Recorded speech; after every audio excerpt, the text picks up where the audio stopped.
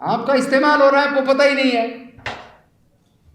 अगर कावड़ लेने जाने से कोई अमीर बनता, कोई ताकतवर बनता, तो पुजारियों के बच्चे भी कावड़ लेने जाते, मंत्रियों के एमपी एमएलए के बच्चे भी कावड़ लेने जाते, व्यापारियों के बच्चे भी कावड़ लेने जाते।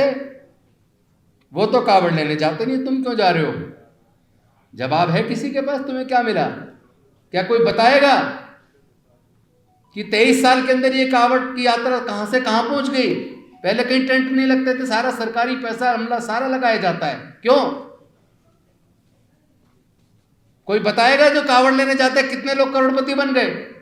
वो कह रहे हैं कि हिंदू खतरे में है, धर्म खतरे में, तुम्हारी सबकी जिम्मेदारी एससी एसटी ओबीसी की है धर्म की रक्षा करने की, तुम तो करो धर्म की रक्षा, हम देश की सत्ता, संसाधन, सारा व्यापार इसको हम देख लेंगे। तो भैया तुम अपना धर्म की रक्षा करो, और देश का शासन, सत्ता, सुप्रीम कोर्ट, हाई कोर्ट, तमाम संवैधानिक संस्थाएं, सारा देश का व्यापार, सारे नेचुरल रिसोर्सेज वो देख लेंगे। वो देख रहे हैं, वो सब पे उनका कब्जा है।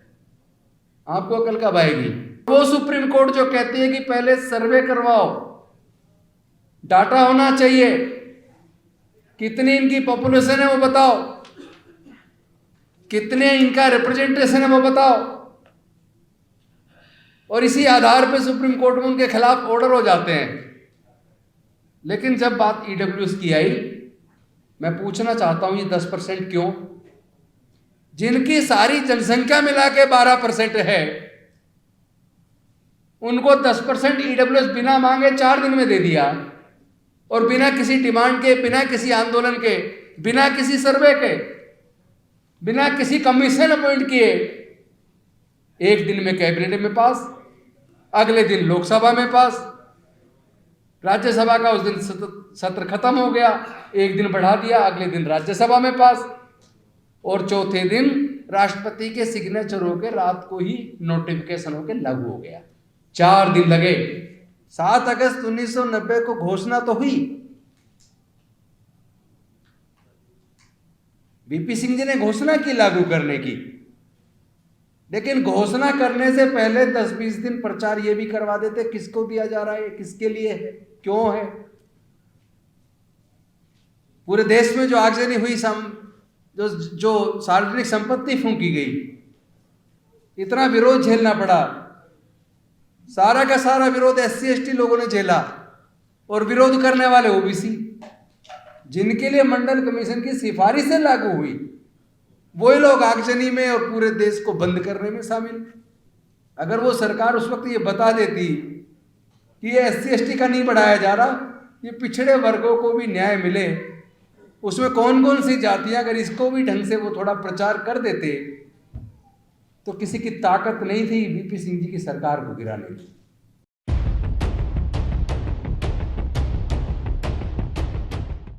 सबसे पहले समता, स्वतंत्रता, बंधुता, न्याय, प्रज्ञाशील, करुणा, मैत्री का मार्ग दिखाने वाले तथागत भगवान बुद्ध, डॉक्टर बाबा साहेब अम्बेडकर जी, वे सभी बहुजन समाज के महापुरुषों के चरणों में कोटि कोटि नमन करते हुए मंच पे आसीन एवं सामने बैठे हुए सभी साथियों, सभी को क्रांतिकारी जय भीम, विनम्र नमो बुधाय। पहले तो मैं जो आज एजेंडा है, लोकसभा चुनाव 2024 को सांस्कृतिक न्याय पर केंद्रित करना क्यों है जरूरी, इसके संदर्भ में मैं बताना चाहता हूं कि ये आज पॉलिटिकल पार्टीज की मजबूरी बन गई है, चाहे वो कांग्रेस हो या कोई दूसरी पार्टी हो, उन्हें सामाजिक न्याय पे आना ही होगा, रास्ता बचा नहीं है। ये अपनी मर्जी से खुश होकर नहीं कर रहे हैं। जो अभी इंडिया बना है, ये कोई खुश होकर अपने मन से इस एजेंडे पे नहीं आए। जो वर्षों से हमारे बहुजन समाज के लोग आंदोलन कर रहे हैं ना, रोड पे लड़ रहे हैं, मार भी खा रहे हैं, लेकिन उसके बाद भी लड़ाई को लड़ रहे हैं। तब कहीं जाके सामाजिक न्याय एक मुद्दा बना। वरना मैं एक बात पूछना चाहता हूं, 1951 में काका कालेलकर आयोग बना, पिछड़े वर्गों को रिजर्वेशन देने के लिए उसकी रिपोर्ट आई, खत्ते में चली गई। फिर लगभग 1978 में बना, मंडल जी के नेतृत्व में, उसकी भी रिपोर्ट आई और खत्ते में चली गई। 7 अगस्त 1990 को घोषणा तो हुई, वीपी सिंह जी ने घोषणा की लागू करने की, लेकिन घोषणा करने से पहले 10-20 दिन प्रचार ये भी करवा देते किसको दिया जा रहा है, किसके लिए है, क्यों है। पूरे देश में जो आगजनी हुई, जो सार्वजनिक संपत्ति फूंकी गई, इतना विरोध झेलना पड़ा, सारा का सारा विरोध SC ST लोगों ने झेला, और विरोध करने वाले ओबीसी, जिनके लिए मंडल कमीशन की सिफारिश से लागू हुई, वही लोग आगजनी में और पूरे देश को बंद करने में शामिल। अगर वो सरकार उस वक्त ये बता देती कि ये SC ST का नहीं बढ़ाया जा रहा, ये पिछड़े वर्गों को भी न्याय मिले, उसमें कौन कौन सी जातियां, अगर इसको भी ढंग से वो थोड़ा प्रचार कर देते, तो किसी की ताकत नहीं थी वीपी सिंह जी की सरकार को गिराने की। लेकिन इसके बाद देखो खेल क्या हुआ। 7 अगस्त 1990 को मंडल कमीशन की सिफारिश से लागू करने की घोषणा हुई, लोग कोर्ट चले गए और कोर्ट ने उसको स्टे कर दिया। 1992 में जजमेंट आया, लेकिन नोटिफिकेशन करके उसको लागू करने में भी 1 साल लग गई। 1993 में लागू हुआ। जिन पिछड़े वर्गों को न्याय दिलाने के लिए 43 साल आंदोलन करना पड़ा, आज मैं उनको भी एक बात बता देना चाहता हूं, उनको 43 साल क्यों लगे। आपने कभी सुना कि अभी EWS की रिजर्वेशन की कहीं मांग सुनी आपने? कहीं आपने सुनी हो गरीब ब्राह्मणों ने, गरीब बनियों ने, गरीब ठाकुरों ने, गरीब कायस्थ ने ये डिमांड की हो कि EWS लागू करो, हमें रिजर्वेशन दो? उनकी ताकत देखिए कि उन्हें बिना मांगे 4 दिन के अंदर रिजर्वेशन मिल गया 10%। और वो सुप्रीम कोर्ट जो कहती है कि पहले सर्वे करवाओ, डाटा होना चाहिए, कितनी इनकी पॉपुलेशन है वो बताओ, कितने इनका रिप्रेजेंटेशन है वो बताओ, और इसी आधार पे सुप्रीम कोर्ट में उनके खिलाफ ऑर्डर हो जाते हैं। लेकिन जब बात EWS की आई, मैं पूछना चाहता हूं ये 10% क्यों? जिनकी सारी जनसंख्या मिला के 12% है, उनको 10% EWS बिना मांगे 4 दिन में दे दिया, और बिना किसी डिमांड के, बिना किसी आंदोलन के, बिना किसी सर्वे के, बिना किसी कमीशन अपॉइंट किए, 1 दिन में कैबिनेट में पास, अगले दिन लोकसभा में पास, राज्यसभा का उस दिन सत्र खत्म हो गया, 1 दिन बढ़ा दिया, अगले दिन राज्यसभा में पास, और चौथे दिन राष्ट्रपति के सिग्नेचर होकर रात को ही नोटिफिकेशन होकर लागू हो गया। 4 दिन लगे। और आपको कितना लगा? 43 साल। आपको फर्क समझ में नहीं आ रहा क्या? ऐसा क्यों हो रहा है भाई? उसका कारण है, वो कह रहे हैं कि हिंदू खतरे में है, धर्म खतरे में, तुम्हारी सबकी जिम्मेदारी SC ST OBC की है धर्म की रक्षा करने की, तुम तो करो धर्म की रक्षा, हम देश की सत्ता, संसाधन, सारा व्यापार इसको हम देख लेंगे। तो भैया तुम अपना धर्म की रक्षा करो, और देश का शासन, सत्ता, सुप्रीम कोर्ट, हाई कोर्ट, तमाम संवैधानिक संस्थाएं, सारा देश का व्यापार, सारे नेचुरल रिसोर्सेज वो देख लेंगे। वो देख रहे हैं, वो सब पे उनका कब्जा है। आपको अकल कब आएगी भाई? जितने आज तक देश में दंगे में, उसका सर्वे कर लीजिए, RTI लगाकर उसकी सूचना ले लीजिए। दंगों में जो मारे गए वो किस जाति और किस धर्म के थे, उसके बाद दंगों में जो पकड़े गए दंगा करने के लिए, वो किस जाति और किस वर्ग के थे, और जिनको सजा हुई वो किस जाति और किस धर्म के थे, और कोर्ट को केस को लड़ने के लिए जिनकी प्रॉपर्टी बिकी, पूरी जिंदगी उन्होंने अपनी लगा दी सब कुछ बेचकर, वो किस जाति और किस धर्म के थे। अगर इतनी छोटी सी बात आप जान लें तो आपको समझ आएगा। आपका इस्तेमाल हो रहा है, आपको पता ही नहीं है।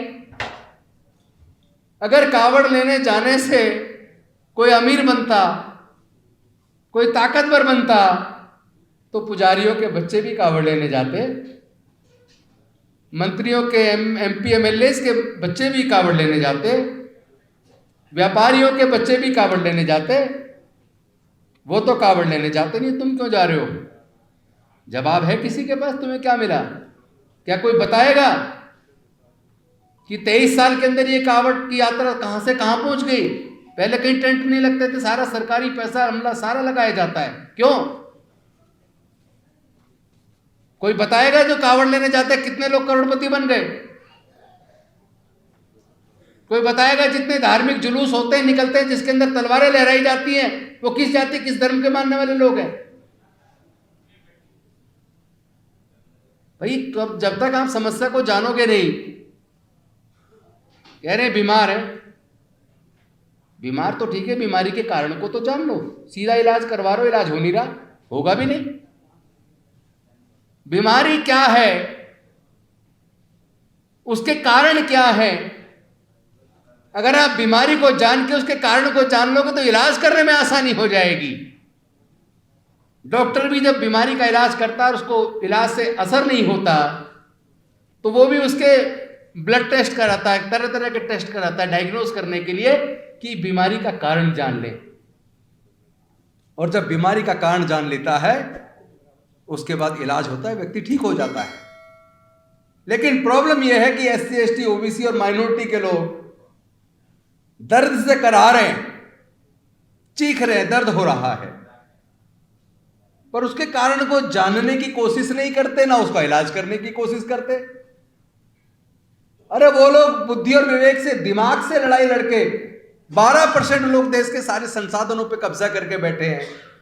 ऐसा संभव है क्या? 88% को क्या 12% लोग हरा सकते हैं क्या? डाइवर्सिटी का सिद्धांत लागू होना चाहिए, लेकिन होगा कब? आप धर्म की रक्षा करो ना, तुम्हें क्या लेना डाइवर्सिटी से? 15 सालों में 1.5 लाख से ज्यादा सरकारी स्कूल बंद हो गए, आपको पता ही नहीं है। अरे हम भी स्कूल से पढ़े, सरकारी में पढ़ के आए भाई, बहुत बढ़िया पढ़ाई होती थी सरकारी स्कूल में, हम भी वहां से पढ़ के फिर वकील बने, कामयाब वकील बने, एमएलए बने, मंत्री बने, तो वो भी कामयाब बने। ऐसे नहीं बन के बैठ के आता जाता कुछ नहीं है। पढ़ना पड़ता, अध्ययन करना पड़ता, सच को जानना होता है। आप पढ़ेंगे नहीं, जानेंगे नहीं सच को, आंख मीच के लड़ाई लड़ रहे हैं। अरे कभी तो सोचो, जब हम सरकारी स्कूलों में पढ़ते थे, सारे सरकारी स्कूल होते थे, प्राइवेट होते नहीं थे, पढ़ाई का स्तर एक जैसा था, टीचर करता तो था भेदभाव। जैसे मैं आगे सीट पे बैठ के तो मुझे उठा के पीछे बिठा देता था, अपने बच्चों को आगे बिठा देता था, पक्षपात तो होता था। लेकिन ब्लैक बोर्ड पर जब वो चौक लेकर पढ़ाता तो सबको एक जैसा था ना। तो जिसके अंदर दम होता था वो डॉक्टर अम्बेडकर बन जाता। कहते हैं मेरिट नहीं है, काबिलियत नहीं है। जैसा केसी त्यागी जी बता रहे थे कि वो डॉक्टर कहते थे लोग मर जाएंगे, ऐसे ऐसे डॉक्टर बन रहे हैं 15-20% मार्क्स पे। अगर एक भी रिजर्व सीट से डॉक्टर बने व्यक्ति से ऑपरेशन में कोई अगर अंदर पेट में कुछ छूट जाता तो ये 50 जगह एग्जाम्पल देते, एक एग्जाम्पल आज तक कोई नहीं दे पाया। मैं ऑन रिकॉर्ड दावे के साथ कह सकता हूं, एक भी पुल जितने गिर रहे हैं, अगर उस पुल को बनाने का इंजीनियर इंचार्ज अगर कोई ऐसी होता तो अखबारों में ऊपर मोटे मोटे शब्दों में नाम छपा होता कि कोटे से चुन के आ गए और देखो इनमें काबिलियत नहीं है, देखो ये ब्रिज गिर गया। ये जितने पुल गिर रहे हैं जितने ऑपरेशन में अंदर कुछ छूट रहा है, ये वही कैपिटेशन की, वही जो अपने आप को सोकोल्ड अपर कास्ट बोलते हैं ना, ये सब उनकी वजह से हो रहा है। वही शामिल है, उन्हीं के ऑपरेशन फेल होते हैं, उन्हीं के बनाए पुल गिरते हैं, क्योंकि भ्रष्ट लोग हैं ये। इनके कैरेक्टर में भ्रष्टता है, न्याय नहीं है। आपको न्याय नहीं देना चाहते और आप न्याय मांगते रहना, कभी भी नहीं मिलेगा। न्याय लेना तो लड़ना सीखो, और जीतना है तो मरना सीखो। अगर मरने को तैयार नहीं है तो जीतने की कल्पना करना छोड़ दो। वैसे भी गुलाम तो वैसे भी मरे के बराबर होता है। लंबा जीवन जी का करना क्या है? जिंदगी 4 दिन की हो, स्वाभिमान की होनी चाहिए। अगर आपका इज्जत नहीं है, आपका स्वाभिमान नहीं है, आपकी बहन बेटी की इज्जत टूट रही है और आप तमाशा देख रहे हैं, तो डूब मरो। इस लड़ाई को लड़ना पड़ेगा। अगर आप चाहते हो इस लड़ाई को लड़ना, तो इसके लिए जरूरी है संविधान की रक्षा करना। एक बात बहुत अच्छी कह के गए वो केसी त्यागी जी, मैं तो चाहता था मुझे भी सुन के जाएं, कोई बात नहीं, वीडियो कहीं ना कहीं से मिल जाएगी। उन्होंने एक बात बहुत अच्छी कह के गए, इस संविधान को बचाने के लिए मरना सीखो। संविधान को बचाने के लिए लड़ना होगा। संविधान बचेगा तो देश का लोकतंत्र बचेगा। संविधान बचेगा तो ही भारत बचेगा, यह भी बता दूं, वरना भारत के टुकड़े होने तय हैं। जो लोग संविधान बचाने की जिम्मेदारी ले रहे, वो सब भारत को तोड़ने की भी जिम्मेदारी लेने की तैयारी कर रहे हैं। लेकिन हमारे शरीर में जब तक खून है, हमारे अंदर सांसें हैं, हम किसी कीमत पर भारत के संविधान को बदलने नहीं देंगे। इस सपने को छोड़ दें, वो देखना, ये सपना उनका सपना रह जाएगा। अभी तो उन्हें इस बात की चिंता शुरू हो जानी चाहिए, 88% अपना हक लेने आ गया है, तुम्हारी ताकत है तो रोक लेना। रोक नहीं पाओगे, और जो भी राजनीतिक पार्टी सामाजिक न्याय के रास्ते में बाधा बने, उसे उखाड़ के फेंक दो। वोट हमारा, राज तुम्हारा, कब तक चलेगा? जिसकी जितनी संख्या भारी उसकी इतनी हिस्सेदारी। ये केवल कहने से नहीं, इसको आंदोलन में परिवर्तित कर दो, और इसी चुनाव में कर दो। ये चुनाव 2024 का चुनाव बहुत महत्वपूर्ण है। जो भी कोई व्यक्ति संविधान बदलने वाली ताकतों के साथ वोट देने के लिए, दिलवाने के लिए खड़ा होता है, समाज का गद्दार घोषित करो। ऐसी पॉलिटिकल पार्टीज को भी, ऐसे नेताओं को भी। वो नेता देश के गद्दार हैं, समाज के गद्दार हैं, जो संविधान बदलने वालों के साथ खड़े हो जाते हैं। अब तो 2 में से एक रास्ता चुनना होगा, या मनुवाद या अम्बेडकरवाद। डुलमुल रवैये से काम चलने वाला नहीं है। एक इस नाव पे पैर, एक इस नाव पे पैर, डूबना तय है। जिंदा रहना है तो जिंदे होने का सबूत पेश करो, लड़ाई लड़ो। तय करना पड़ेगा, या तो अम्बेडकरवाद, या तो आप संविधान के साथ हैं, इंसानियत के साथ हैं, न्याय के साथ हैं, या फिर आप मनुवाद के साथ हैं। आप संविधान बदलकर मनुस्मृति लाने वाले लोगों के साथ हैं। फिर समाज तय कर लेगा किसको जिताना है। बस एक अपील करना चाहता हूं, क्योंकि जो लोग यहां सभागार में बैठे केवल ये नहीं सुन रहे हैं, पूरे देश के अंदर बैठे कोने कोने में हमारे लोग हमें सुन रहे हैं। ये भी वीडियो पूरे देश के कोने कोने में जाएगी। एक फायदा तो हुआ सोशल मीडिया का। मेन स्ट्रीम मीडिया, जिसको गोदी मीडिया कहते हैं, बेसिकली वो बीजेपी के प्रवक्ता है। उन्हें देखना बंद करो, मैं कितने बार कह चुका हूं, उन्हें मत देखो, क्योंकि उनका काम, उनका एजेंडा, उनको पैसा इसीलिए दिया जा रहा है कि तुम्हें तो केवल महिमा मंडन बीजेपी और उनके नेताओं का करना है, उसको किसी भी तरह सत्ता में वो बने रहें। लेकिन वो जितनी मर्जी ताकत लगा लें, 2024 में 200 से नीचे आ जाएंगे, ये हम आपको बता रहे हैं आज।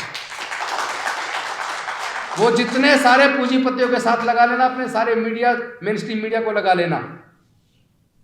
हम भी इधर पूरी तरीके से दंड बैठक लगा कर तैयार हैं। इस बार 2024 में 200 से नीचे लाना उन्हें, और अपनी लड़ाई। हमें कोई ये भी नहीं है कि भाई कांग्रेस आए, कौन आए, 27 से मुझे लेना देना नहीं है, कुछ भी कौन आए। बस संविधान को बचाने के लिए इस एनडीए को हराना जरूरी है। इसके बाद दूसरी लड़ाई भी शुरू होगी, उसकी भी तैयारी कर लेना। जब ये एनडीए हारेगा और इंडिया की सरकार बनेगी, फिर जिस सामाजिक न्याय की को मुद्दा बना के हम उनको ताकत देने वाले हैं ना, उसको लागू करवाना इतना आसान नहीं होगा। जो लोग कह रहे हैं हमने 2011 में जातिगत जनगणना करवाई थी, मैं पूछना चाहता हूं उसके आंकड़े जाहिर क्यों नहीं किए? कौन जिम्मेदार था? 1992 में जब सुप्रीम कोर्ट की जजमेंट आ गई मंडल कमीशन पर Indira Sahni versus university case में, उसका नोटिफिकेशन करने में 1 साल क्यों लगा? ईडब्ल्यूएस में तो 1 दिन में कर दिया, तुमने क्यों 1 साल लगाया? जातिगत जनगणना के आंकड़े जारी क्यों नहीं किए तुमने? तुम्हें भी बताना पड़ेगा, लेकिन फिर भी हम उन सब बात को भूलने को तैयार हैं, क्योंकि सामाजिक न्याय की लड़ाई और देश के संविधान और लोकतंत्र को बचाने की लड़ाई ज्यादा बड़ी है। तुम्हें तो हम बाद में देख लेंगे, तुम्हें बाद में देख लेंगे हम। अगर तुमने सामाजिक न्याय नहीं दिया तो ध्यान रहे, मरते मरते तुम्हें जीवन दान दे रहे हैं हम। खत्म तो तुम हो ही लिए थे, आ गए ना सामाजिक न्याय पे, तभी तो बचाने हम चले। तो हम तुम्हें बचाने का वादा कर रहे हैं, तुम्हें सत्ता देने का भी वादा कर रहे हैं, लेकिन तुम अपना वादा सामाजिक न्याय देने का भूल मत जाना। तो साथी, इस आंदोलन को देश के कोने कोने में लेकर हम लोग जा रहे हैं, और हमें बिल्कुल भी इस बात की इच्छा नहीं है और ना इस बात का डर है कि हम भविष्य में कभी एमपी एमएलए मंत्री कुछ बनेंगे या नहीं बनेंगे, क्योंकि ये एमपी एमएलए मंत्री दूर से देखने में लगता है। मेरा तो बस एक ही समझ में आ रहा है, हम अच्छे इंसान बने, लोगों के मददगार बने और अपने लोगों की हक की लड़ाई को लड़ने के लिए अपने आप को कुर्बान करने के लिए तैयार हो जाएं। एक सच्चा अम्बेडकरवादी कई एमएलए एमपी मंत्रियों से भारी होता है, तो हमारी तो कोशिश ये चल रही है हम सच्चे अम्बेडकरवादी बन जाएं, बस सब कुछ पा लिया और कुछ नहीं चाहिए। जीना जलील होकर दोजख से कम नहीं, और इज्जत से अगर जान जाए तो वो भी गम नहीं। बस इन शब्दों के साथ कि आप इसको एक भाषण के तौर पर ना लें, ये मेरे दिल की भावना है। मैं मर सकता हूँ, ना कभी बिकूंगा, ना कभी झुकूंगा, ना कभी डरूंगा। जिसने मुकदमा बना के जेल में डाल ले, जेल में जाके भी बहुत लोगों ने आंदोलन लड़ा, जेल में रह के भी आंदोलन करेंगे और रोड पे भी आंदोलन करेंगे, और अगर संसद में गए वहां भी आंदोलन करेंगे। जाए या ना जाए, आंदोलन नहीं रुकेगा। इन्हीं शब्दों के साथ बहुत बहुत धन्यवाद। नमो बुद्धाय, जय भीम, जय भारत।